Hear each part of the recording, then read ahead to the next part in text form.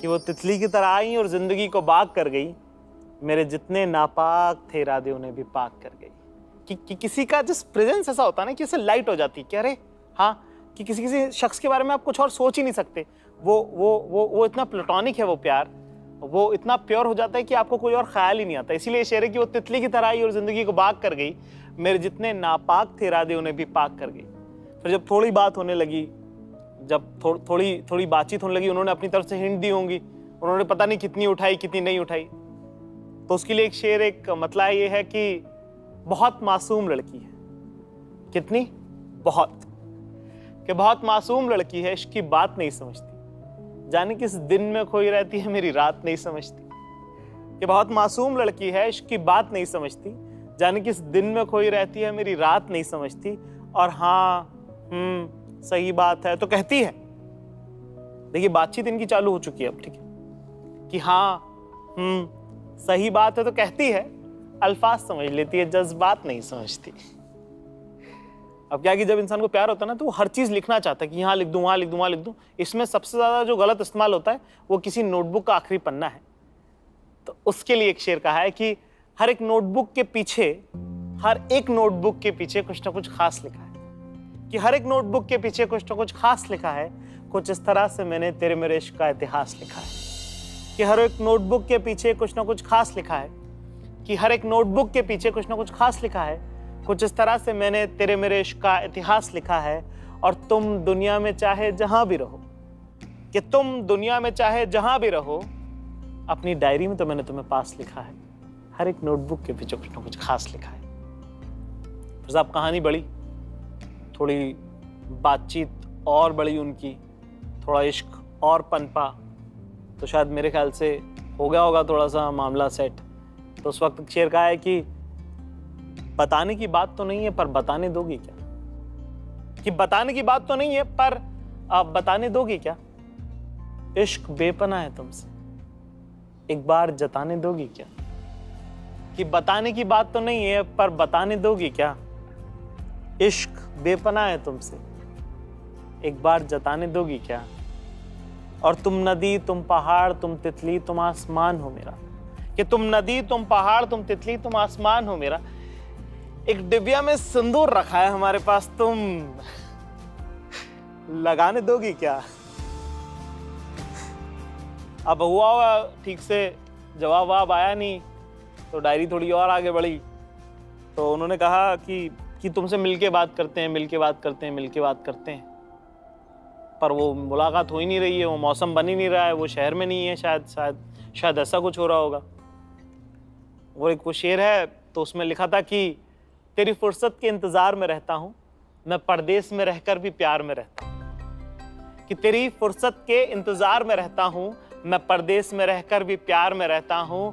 और बस एक तेरी मर्जी से ही बदलेगी किस्मत मेरी, बस एक तेरी मर्जी से ही बदलेगी किस्मत मेरी, वरना जीत कर भी मैं हार में रहता हूं। तेरी फुर्सत के इंतजार में रहता हूं, मैं परदेश में रहकर भी प्यार में रहता हूं। फिर क्या होता है कि जिंदगी में सब कुछ जो आप प्लान करते हैं जरूरी नहीं कि वैसा ही हो, ठीक है।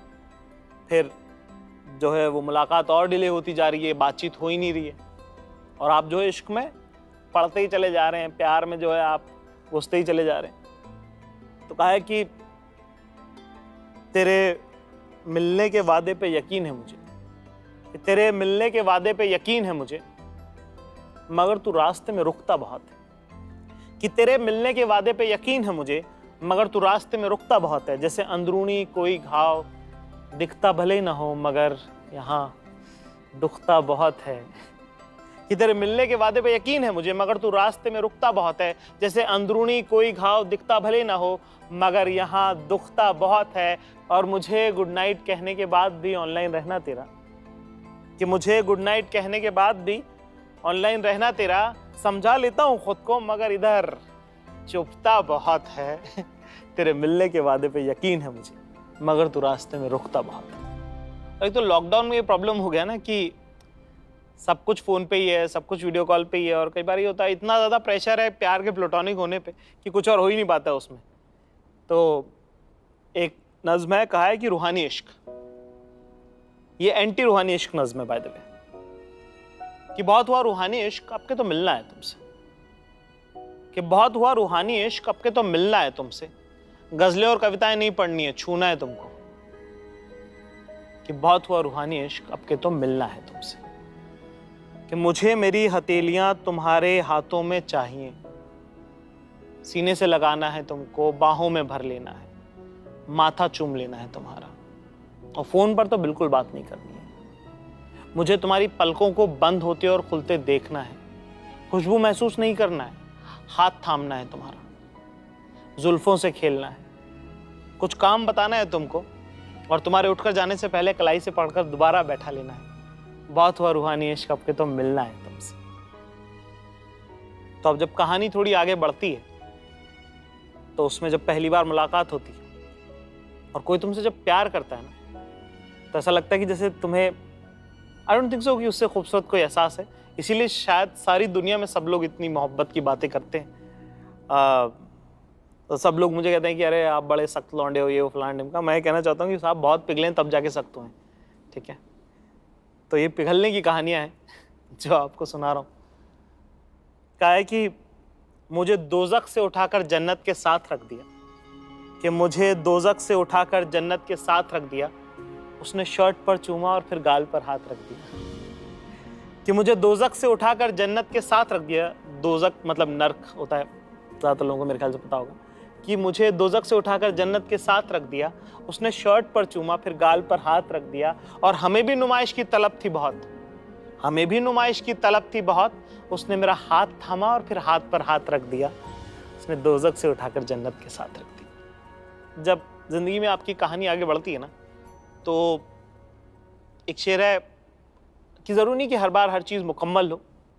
बहुत बार आप जो चाहते हैं वो होता नहीं है। और मेरे ख्याल से मेरे जो दोस्त हैं, उनकी कहानी के साथ भी शायद कुछ इस तरह से हुआ कि जहाँ वो पहुँचना चाहते थे वहाँ नहीं पहुँची, और उनकी शादी तय हो गई कहीं और।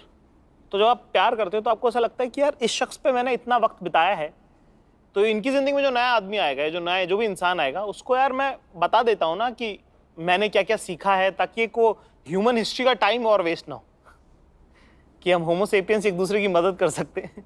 तो वैसा ही कि तो एक ख़त है, नज़्म है कि ये ख़त है उस गुलदान के नाम जिसमें रखा फूल कभी हमारा था। तो कहा है कि ये ख़त है उस गुलदान के नाम जिसमें रखा फूल कभी हमारा था। कि वो जो अब तुम उसके मुख्तार हो तो सुन लो, उसे अच्छा नहीं लगता। वो जब तुम उसके मुख्तार हो तो सुन लो, उसे अच्छा नहीं लगता। मेरी जान के हकदार हो तो सुन लो, उसे अच्छा नहीं लगता।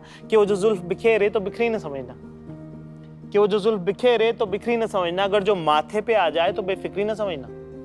दरअसल से ऐसी ही पसंद है, उसकी आज़ादी उसकी खुली जुल्फों में बंद है। जानते हो वो अगर 1000 बार जुल्फे ना सवारे तो उसका गुजारा नहीं होता। वैसे दिल बहुत साफ है उसका, इन हरकतों को इशारा नहीं होता। कि वो जो जुल्फ बिखेरे तो बिखरी न समझना, अगर जो माथे पे आ जाए तो बेफिक्री न समझना। दरअसल उसे ऐसे ही पसंद है, उसकी आज़ादी उसकी खुली जुल्फों में बंद है। जानते हो वो अगर 1000 बार जुल्फे ना सवारे तो उसका गुजारा नहीं होता। वैसे दिल बहुत साफ है उसका, इन हरकतों को इशारा नहीं होता। खुदा के वास्ते उसे कभी टोक न देना, उसकी आज़ादी से उसे तुम रोक न देना। क्योंकि अब मैं नहीं तुम उसके दिलदार हो तो सुन लो, उसे अच्छा नहीं लगता।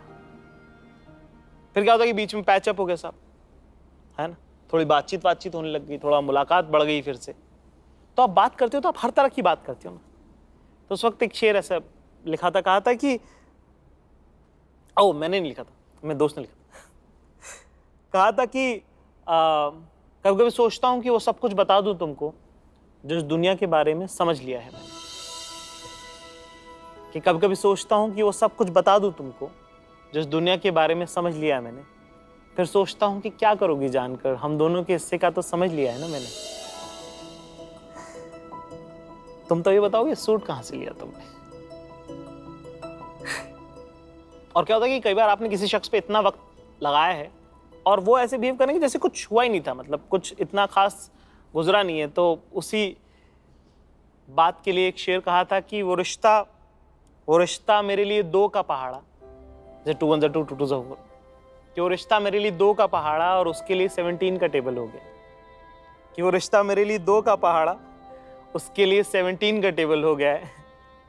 उसे याद दिलाना पड़ता है, मुझसे भूला नहीं जाता है। फिर क्या होता है कि आप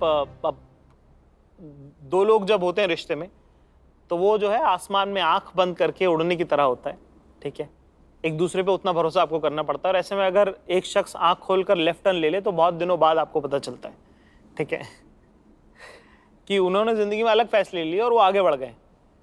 कई बार ये भी होता है कि जब आपका ब्रेकअप होता है, व्हेन यू गेट डम्प्ड, है ना, you the last person to know that you are going to get dumped.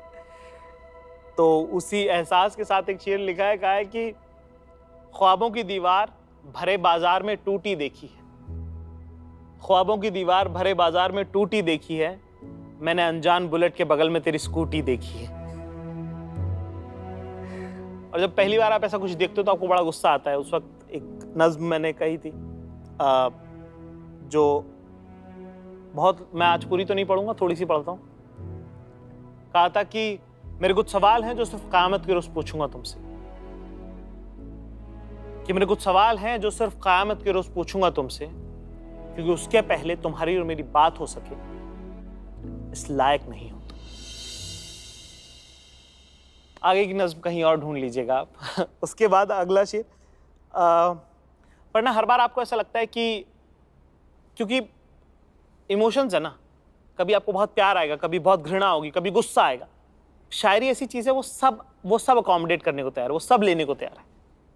तो एक नज्म उस वक्त कही मैंने, और मेरे ऐसा मानना है कि किसी भी रिश्ते की उम्र इस बात से तय नहीं होती कि वो कितने साल चला, कि मुझे ऐसा लगता है कि किसी भी रिश्ते की उम्र इस बात से तय नहीं होती कि वो कितने साल चला, जबकि इस बात से तय होती है कि उसका कितना सामान तुम्हारे पास रखा है। तो कहा है कि 6 हेयर बैंड, 4 अलग अलग तरह की बालों वाली क्लिप, वो उस दिन जो सैंडल टूटी थी तुम्हारी उसकी एक स्ट्रैप, और वो किताब जिसके पन्ने मोड़ कर दिए थे तुमने, संभाल रखा है मैंने सब, जब आओगी तो ले जाना। वैसे छोटे बड़े मिलाकर कुल 23 कपड़े पड़े हैं तुम्हारे, वैसे छोटे बड़े मिलाकर कुल 23 कपड़े पड़े हैं तुम्हारे, जिसमें से कुछ में तो तुम बला की हसीन लगी, जैसे वो ग्रीन वाला jump suit, baby pink colour का क्रॉप टॉप, वो ब्लू वाली ड्रेस, वो ब्लैक वाली साड़ी। मैं बस ये कह रहा था कि खरीद लेना ना वैसा से ही कुछ कहीं से, क्योंकि लौटाने का मन नहीं है मेरा।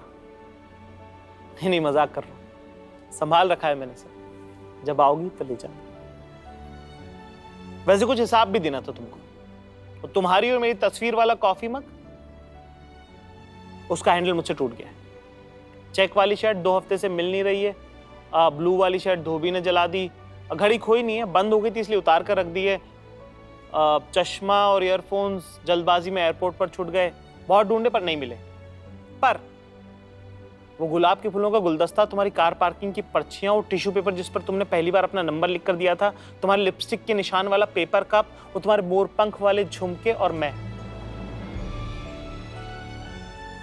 ये सब कुछ जो शायद गलती से छोड़ गई थी तुम, या शायद जानबूझकर छोड़ा था तुमने, पर मैंने अपनी पूरी ईमानदारी के साथ संभाल रखा है सब, जब आओगी तो ले जाना।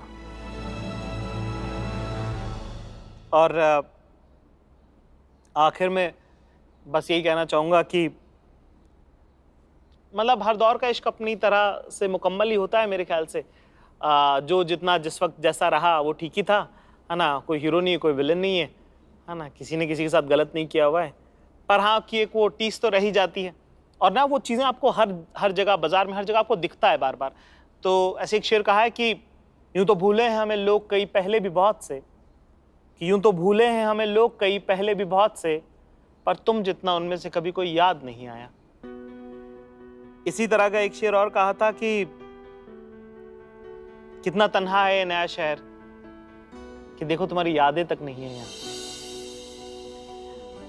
शेर कहा था कि मेरे घर से दफ्तर के रास्ते में, कि मेरे घर से दफ्तर के रास्ते में तुम्हारी नाम की एक दुकान पड़ती है, कि मेरे घर से दफ्तर के रास्ते में तुम्हारे नाम की एक दुकान पड़ती है, विडंबना देखो वहां दवाइयां मिला करती हैं।